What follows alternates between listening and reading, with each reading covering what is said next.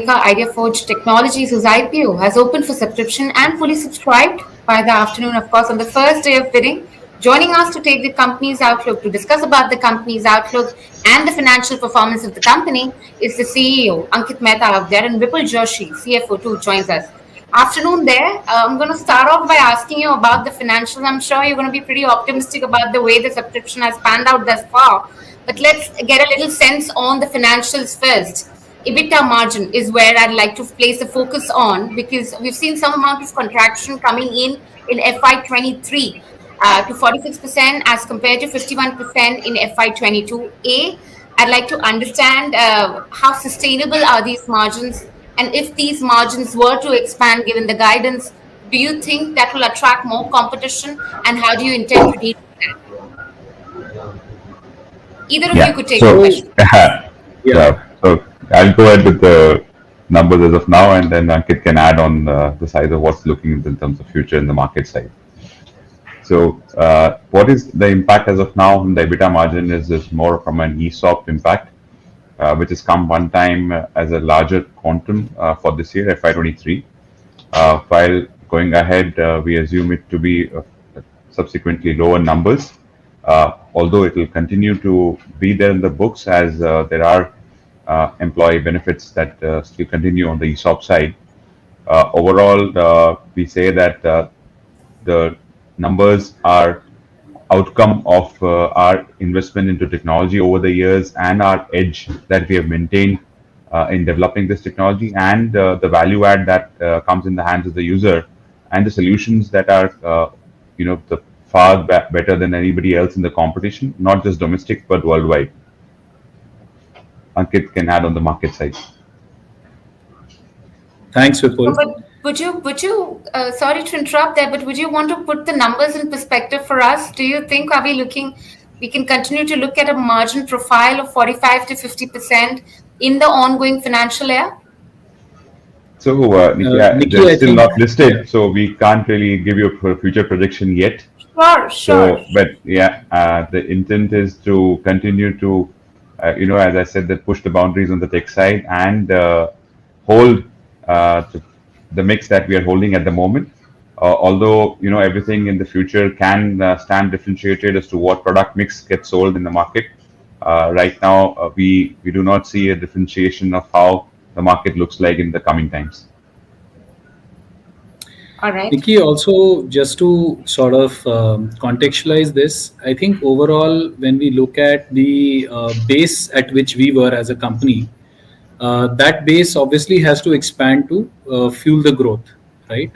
So we will see dynamism in these numbers, but we continue to push, like Vipul mentioned, in terms of what we need to do in trying to expand the market opportunity, making sure that we are looking at not just India, but we look at markets outside India as well.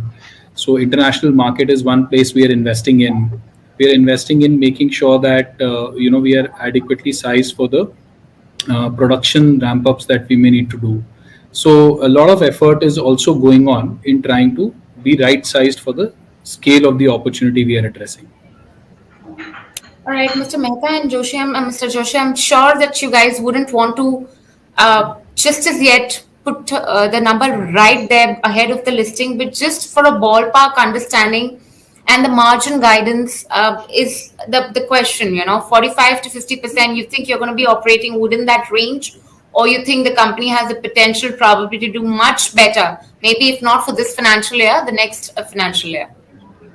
No, I think we will not be able to guide on that number as yet, Nikki, but okay. We should expect variance in those numbers. Okay, on the upside or on the downside is the question. I think we are bound by the regulator in terms of making the comments of how these numbers would look like, Nikki. Okay, that's a smart escape there, but I'm just going to ask about the market size because India is considered to be the large market and seems to be opening up with the supportive policies. I was just looking at the presentation. It said global drone size is to an extent of $91.3 billion. Indian drone market is set to grow more than 18 times over the next 5 years? That's pretty optimistic projection out there. Amidst all of this, where do you see yourself? What kind of market share are you looking at? And when you say that you're going to be tapping in exports, what kind of order book can be expected from exports? Because right now, more than 90% comes from government agencies, right? Sure, Nikki. So, in terms of market position itself, like I think it'll be good to put the market in a little bit of perspective from the base at which we have started. Right, India has started from a very low base of $43 million of revenue, as per our One Lattice report in FY22. And when we look at the fact that global markets in FY22, as per the One Lattice report, was about $20 billion. So our base in relation to the global market is very, very low at this point in time.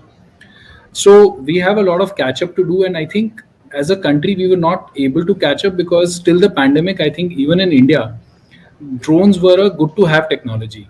But I think since the pandemic, now the mindset has completely changed from it being a good to have technology to being a must have technology. And the kind of programs that the government of India has put in place since the pandemic's onset, related to or not related to pandemic, if you look at the Swamitwa scheme, which came in right immediately after the pandemic had onset, and we are looking at mapping all the 660,000 plus villages in the country using drones and creating property cards for the houses that villagers have lived in and have not had formal ownership of, even if they have been living there for generations. So programs like these, large programs, many states are going into full resurvey of their land. We have national highways mandating the need for drone surveys. We are looking at various mining operations needing drone surveys. So there is a large boost on the civil side of operations as far as drones is concerned. And on the defense side, if you see, since the pandemic's onset, we have had many incidents like the incident on our northern border. Then we had the war between Armenia, Azerbaijan, and now the ongoing war between Russia and Ukraine have made sure that drones have become mainstream as far as the need for induction of the technology is concerned.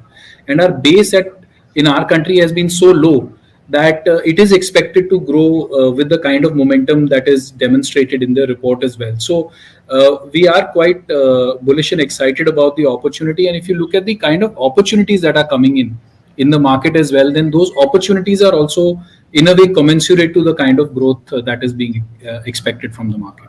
And Nikki, I would If you just look like at to the highlight army that. procurement, etc. Yeah, absolutely. I was just trying to bring that point that overall there is sizable opportunities out there in the market at the moment, which has also been highlighted in the latest report, that the government is significantly bullish about looking the fast track procurements to continue as well.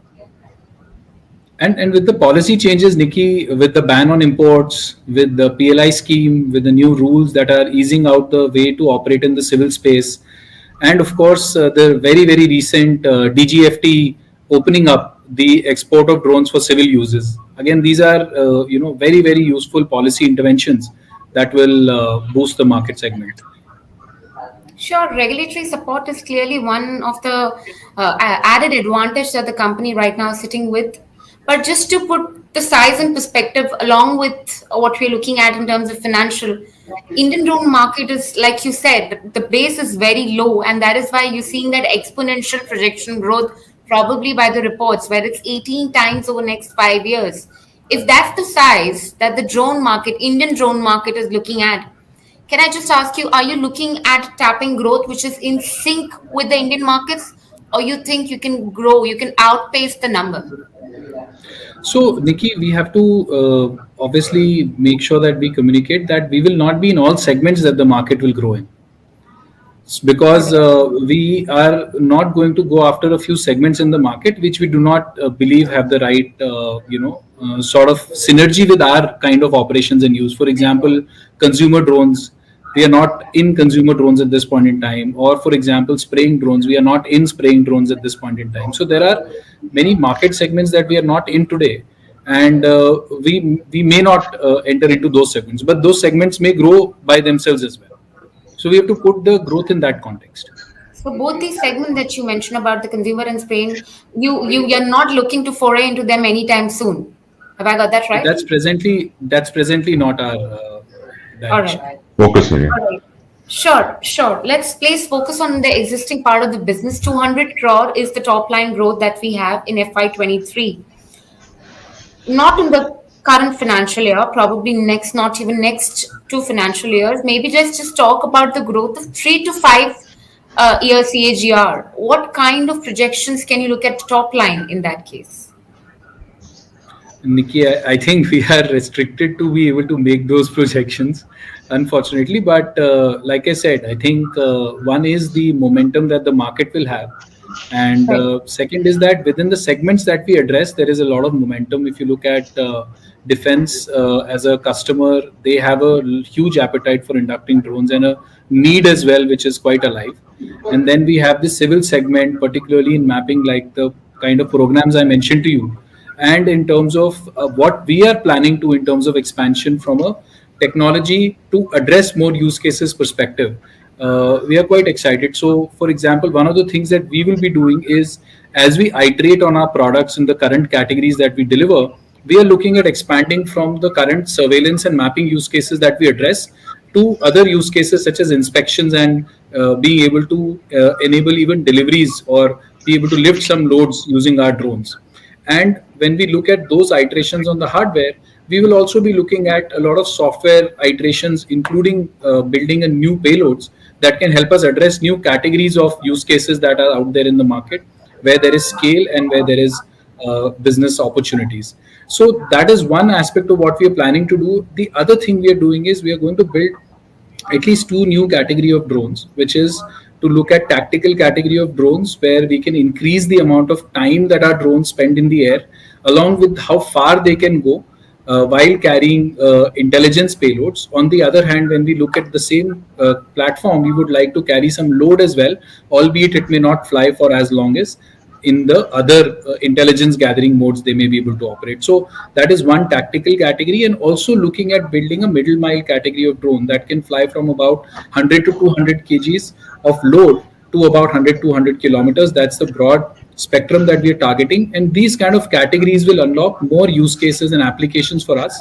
while remaining into the dual use category of operations. So we want to make sure that we are operating within the dual use category of drone operations. Sure. including the drone as service as well. Please go ahead, Mr. Joshi. Yes. Yeah. So basically, the intent is also to enhance the civil side of things, and on that side, we're also keen in expanding our horizon to our drone as service. In that, we have a unique model which we will be further developing over the years. Sure. I also wanted to chat about the exports opportunity because exports, as you just mentioned right at the opening remarks, are opening gradually. And do you think how complacent the company is, or how, let's just put it better words, how well placed is the company to compete globally? And could you also tell us the possible opportunity within the export market? Because I'm given to believe that you're evaluating opportunities in Bangladesh, Vietnam, and Nepal, correct? Yes. So, Nikki, if you look at the international market, right, if you look at what IdeaForge is, the fundamentals that IdeaForge is in building it drones for since many years now, since the time, in fact, we introduced the drone concept to the overall market with one of our early prototypes in the movie Three Idiots. Right. And yeah, so since then, what we have focused on over many years is to look at building performance, reliability, and autonomy on our drones. And when we look at that package and we look at our portfolio today, it is quite uniquely placed from a not just local standpoint, but from a global standpoint as well.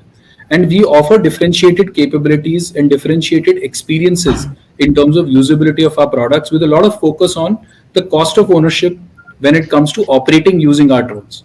So we are looking at leaning on that advantage and going to the international market to offer these differentiated solutions to those markets, which we believe, with our participation in many exhibitions, could have a reasonable standing there when it comes to overall operations, as well as our current focus, if I may say, from a drive towards investment in international market would be towards the North American market. We have opened a subsidiary there, as well as we are creating ground presence for being able to do demonstrations. Given the nature of our systems, we have to enable demonstrations in all geographies that we are trying to pitch our solutions for. So that is the direction where we are aggressively proceeding, and many of our neighboring countries and in areas nearby, we are expanding through various opportunities that come up when we look at the market overall. How much of order book are you planning to raise from the exports market? Nikki, in the short term, it's going to be relatively low because we've just started doing the activity, and since the pandemic, we were a little unable to progress highly there as well because of all the restrictions. All the opening up of the markets have happened only recently, and the DGFT opening up the ability to export without SCOMET is also something that has just happened. So in the current year, of course, we will have to see how the ramp up happens, but we are expecting it to become a meaningful contributor starting next year onwards. When you say meaningful contributor, can we look at a number of 10-15% odd? We will have to see how the year pans out and how we are able to create our presence there. We'll probably be able to guide that better towards the end of the year. All right. Let's also talk about the debt picture, the debt on book, and the working capital requirements because you intend to retire the debt. But given the persistent working capital needs of the business, how would you efficiently manage? And what is your thought about managing working capital efficiently and limiting borrowings to retain that investment grade? So, Nikki, obviously, as you know, that from the user proceeds, the certain substantial amount is for working capital requirements. About 135 crores is going to get deployed from the user proceeds. Rest is about prepayment of debt and product development of about 40 crores. So, going ahead, that the working capital that we are projecting is going to be around 200 days, which stands around 300 days right now. We looking to get efficient around our inventory days as well, which also today is standard around 200 days. So overall, steps to be taken to manage the working capital. Obviously, we will continue to hold our debt facilities with the bank as well, which will help and support in any growth that we expect from the user side. When you say you expect the improvement in inventory days, could you put a number to it? Because you did put a number to a working capital days. Yeah, so Yeah, so we're expecting about 122 days of inventory days. All right, so I'm just going to ask one last question and probably try my luck in understanding the order book profile right now and the potential that you think this has in the scale of probably next 3 years, 5 years. Specifically, I asked this question repeatedly just to understand if we have enough and more potential coming in from export markets, because that's the number that probably Street also would be wanting to, probably track into. So, Nikki, first of all, I think we are tracking a fairly, healthy opportunity pipeline internally, Right. and therefore, we are, constantly driving the opportunities that are there in the market and constantly making sure that we are able to build a healthy order book. But obviously, once you deliver a large opportunity, you will see a dip, and then once the order book fills in again, you will see again the order book looking good. So that is obviously the nature of the problem that we're working towards. So there are a lot of domestic opportunities as well, which are fairly sizable that we are working on. And on the other hand, when you look at the international market, our foray has just started. We have started to see good interest from the international market. But like I said, we will be able to see the impact of the same probably by the end of the year, and to be able to better project that going forward. So, Nikki, also to add there, for clarity, that we have participated in at least couple of events now since the last 6 months that we have been present in that market. We are showcasing demonstration capabilities as well. We have launched a product which is world class, which is pushing boundaries of a segment which is even greater than its own class right now in broad categories of products. So all of this is being done to say that we get the right traction from those markets, as well as we are hitting a segment which is so to say does not see a competition when we start in those areas. And Nikki, one more trend that is very important to note in the international market is that people want to move away from the current source of civil drone supply. And in order to look at opportunities where the supply can come from other locations without many of the components or subsystems coming in from a particular location. So that again is a trend which is boosting our ability to pitch in the overall market and the acceptance at the kind of offering and price points we offer it at. All right, you have really marquee names as an investor ahead of the IPO actually hit the streets. Something like an Infosys, not a selling shareholder there, but probably is one of the names which is a prominent investor with a huge potential, has seen a huge returns thus far in terms of notional value. Could you explain and throw more light on the details? In terms of Infosys's participation with us as an investor. Yes. Yeah, so I think if you look at Infosys's customer base overall, they have a large enterprise customer base, and drones are a very interesting tool in that one sense to collect data that can go onto many MIS systems. So given that complementarity, of course, Infosys had come on board as an investor long back, and they are, of course, good partners for us in exploring various use cases. All right, Mr. Mehta and Mr. Joshi, we'll leave it at that. Thank you so much for taking out the time and speaking to us. And I'm sure you've already had a good innings thus far. Remains to be seen how listing shapes up for you guys in that case. Thank you, you, Nikki, for having us. Right, indeed a pleasure. That was the management of IdeaForge Technology. The IPO has opened for subscription today and has been fully subscribed. But with this, it's a wrap. Thank you so much for tuning in.